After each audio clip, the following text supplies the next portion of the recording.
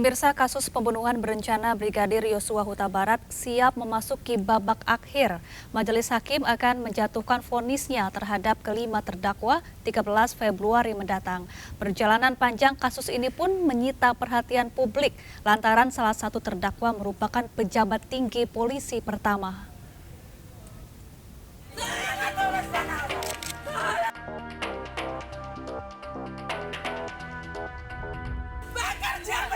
Awal Juli 2022, publik tanah air digegerkan dengan kasus pembunuhan seorang anggota kepolisian di rumah pejabat tinggi polisi.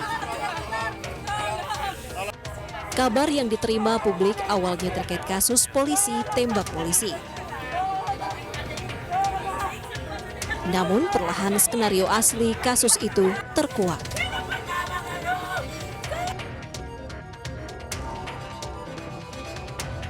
Mantan Kadif Propam Polri, Irjen Verdi Sambo, diduga menjadi dalang di balik kasus penembakan anak buahnya, Brigadir Nofriansah Yosua Huta Barat.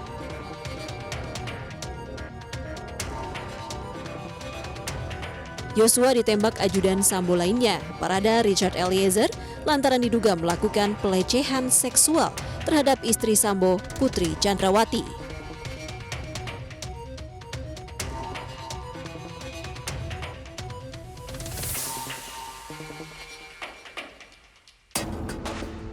Adalah Sambo sendiri yang memerintahkan Eliezer mengeksekusi Yosua.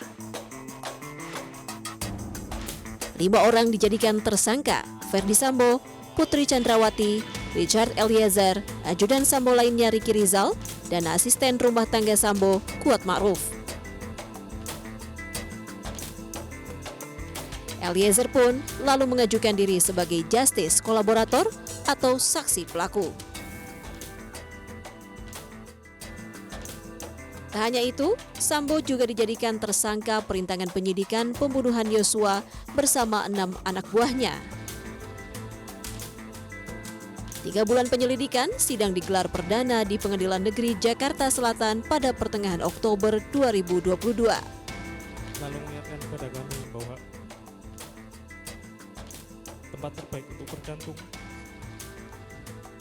Adu pendapat jaksa dan kuasa hukum masing-masing mewarnai jalannya sidang. Saya doa Ibu Allah selalu mengiringi langkah saya dan menyelamatkan saya dari Jaksa penuntut umum menjerat Sambo dengan tuntutan penjara seumur hidup.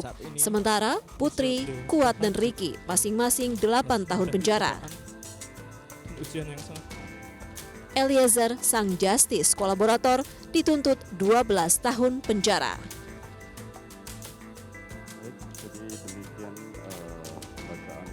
Kini, sidang pembacaan vonis oleh majelis hakim tinggal menghitung hari. Publik pun berharap keadilan diberikan hakim, sang wakil Tuhan.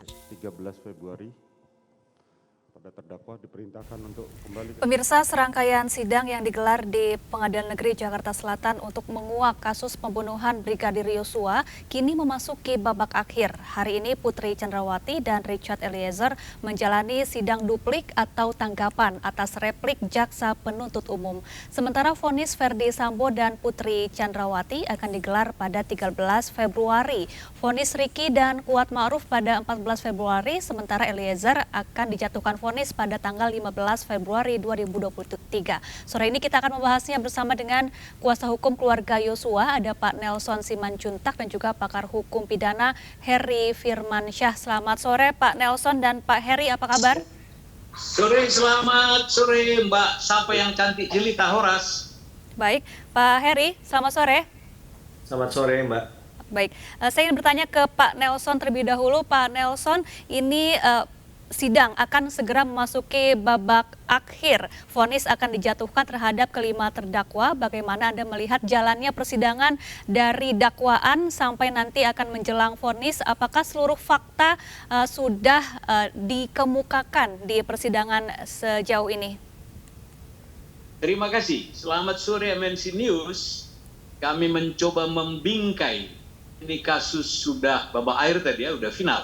Kalau saya bilang ini udah 2 tahun ini kasus ini, 2 tahunnya 8 bulan. Apa hasilnya? Selaku kuasa hukum maupun semua keluarga besar Yosua Huta Barat almarhum kecewa lihat hasil-hasil putusan dakwaan dari jaksa itu semua. Sebenarnya masyarakat Indonesia yang paham hukum sudah boring ini. Sudah bosan lihat sandiwara apa lagi yang kita mau sajikan. Idealnya ke depan ya hukum kita itu sudah harus hukum positif. Siapa dadar pelaku, medeplichten pembantu pelaku sampai loker penyuruhnya, aduh sudah nggak jelas lagi ya, sudah masuk di dalam lumpur paling dalam ini istilah saya. Oleh karenanya biarkanlah pertama kita berdoa ya sama Tuhan, keadilan itu ketemu. Kedua, keadilan dari perwakilan Tuhan tadi di dunia, supaya selangkah menuju vonis Sambo CS ini. Yang ketiga, biarlah kalau memang hukum itu harapan kami diadili dengan benar, pasti, dan final. Pasal yang kami ajukan adalah 340. Sudahlah, semua hukuman mati aja lah, termasuk yang terakhir justice collaborator itu. Kalau memang berjenis-jenis, besok berubah lagi, Papa Charlie, Fanta Sierra, Romeo, Kilometer, Eliezer, sudah nggak ada kepastian lagi. Demikian sekilas info. Kami kembali ke studio.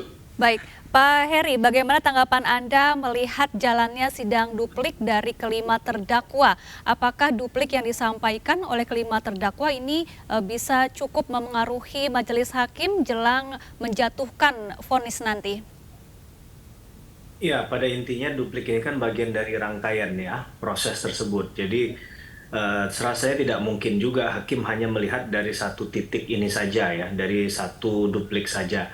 Tapi kalau mencoba mencermati hal yang terakhir disampaikan ya, yang sidang pada hari ini kan ada PC dan Eliezer. Saya coba lihat dari dupliknya PC, ini menurut saya banyak hal yang direpetisi, yang diulang-ulang, yang padahal menurut saya itu nggak perlu ya untuk dibahas dengan menggunakan bahasa-bahasa yang menurut saya juga kurang tepat digunakan di ruang sidang yang kita hormati bersama begitu ya. Walaupun tujuannya untuk mendeskripsikan, kemudian membuat kedudukan jaksa penuntut umum lemah, menurut saya masih banyak cara lain yang lebih terhormat untuk dilakukan, karena bagaimanapun kasus ini kan disiarkan secara luas ya. Banyak orang yang dari fakultas hukum maupun non-hukum yang belajar dari konteks ini. Kalaulah pembelaan tersebut seakan-akan berlebihan, baik kedua belah pihak lah, kalau kita boleh katakan demikian ya, dengan kata-kata yang kurang pantas misalnya. Ini orang jadi bertanya-tanya, percaya hukum kepada hukum kita sendiri akan dipersoalkan. Untuk sebesar kasus ini aja seperti ini pelaksanaannya. Gimana kalau kasus itu berkaitan dengan warga sipil biasa, yang lemah, yang nggak punya akses keadilan misalnya. Jadi ini perlu dipertimbangkan. Kemudian juga poin keberatan. Poin keberatan yang disampaikan misalnya tidak dihadirkannya saksi yang harusnya dihadirkan. Kenapa nggak disampaikan pada saat proses persidangan masih berlangsung? Kemudian masalah ahlinya juga yang kemudian dianggap diaplik namanya tapi nggak dibawa ke pengadilan. Menurut saya juga penting untuk kenapa nggak disampaikan apa nilai kerugian hukum yang diterima oleh hal-hal yang dilakukan oleh jaksa penuntut umum pada saat itu. Kemudian misalnya fakta yang coba disinggung masalah, mohon maaf, pakaian yang digunakan oleh PC pada saat terjadinya tindak pidana itu kan. Kalau memang mau dijawab, bukan dijawab dengan panjang lebar, sehingga nggak perlu ribuan kata-kata halaman, menurut saya nggak penting gitu. Tapi yang penting dilakukan adalah menjawab dengan mengatakan misalnya bahwa memang kesehariannya Ibu PC demikian pakaiannya, kan begitu. Itu bisa dikonfirmasi misalnya dengan bukti foto dikatakanlah di situasi yang lain. Nah ini jadi nggak perlu dijawab berlebihan, berlembar-lembar. Saya juga advokat, selain saya dosen, saya advokat. Jadi kita tahu bagaimana sebenarnya cara membahas ini dengan cara yang simpel. Ribuan halaman itu mohon maaf tanpa mengurangi rasa hormat dan kerja keras dari tim penasihat hukum itu, tapi rasa-rasanya majelis hakim juga nggak punya waktu banyak untuk menilai satu persatu. Kadang dia hanya, namanya praktisi ya, Bang Nelson juga praktisi. Praktisi itu biasa praktis saja, yang singkat, yang simple aja dia. Kalau dia terlalu muter-muter misalnya, atau terlalu diulang-ulang berkali-kali, malah membingungkan ini poin yang mana. Jadi maksud saya sandingan bahan keberatan itu sangat boleh dan bagus sekali. Tapi ketika itu tidak ada sandaran dengan bukti nyatanya, dijawab dengan kata-kata lagi, penjelasannya lewat kata-kata lagi, ini yang menurut saya agak kurang berdampak begitu ya terhadap duplik yang dilakukan.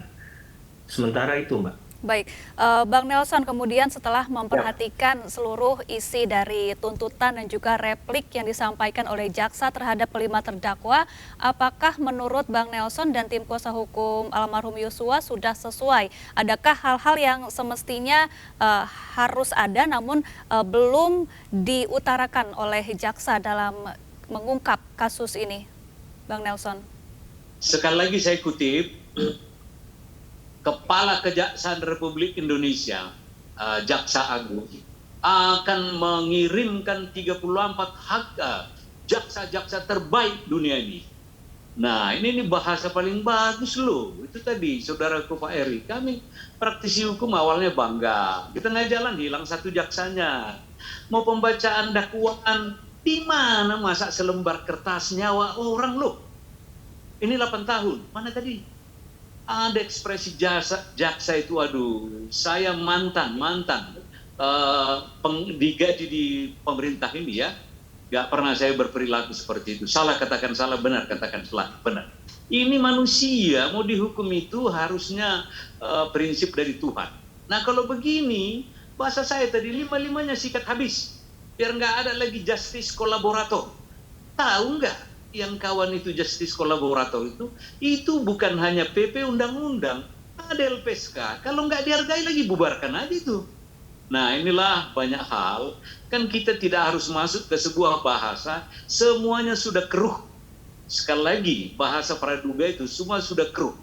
Jadi ya kalau ditanya, sudah bosan kita lihat pengadilan ini. Kita sederhanakan ini, ada meninggal, polisi, yang bunuh polisi, selesai hukum. Kenapa harus mutar-mutar? Ada ahli dari kampung sana, ada apa? Apa kurang banyak ahli di Jakarta ini? Apa kurang banyak? Ini terakhir nanti ya, saya lihat itu hakim yang mulia, hakim yang sangat agung dan saya hormati itu, mudah-mudahan meletakkan palu keagungannya sesuai dengan baik usul kami LP yang sudah kami katakan.